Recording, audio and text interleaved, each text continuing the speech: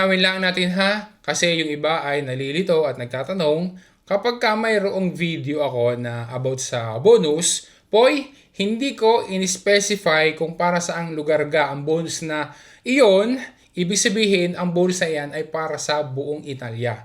So lahat dito sa Italia, buong Italia pwedeng mag-apply. Kapag ka hindi in-specify kung para saan gang lugar. Kasi kapag ka ang isang bonus na binabanggit sa isang video ay para lamang sa specified na lugar, binabanggit ko iyon at nililinaw. Example, kung ang isang bonus o financial support o reimburso ay para sa mga residente ng Regione Lombardia, babanggitin ko iyon sa video na sila lang ang pupwede. Kung halimbawa naman na ang isang bonus ay para sa mga taga Comune di Milano o para sa ibang komune o para sa ibang regione o para sa kung anong lugar man, ini-specify iyon sa video.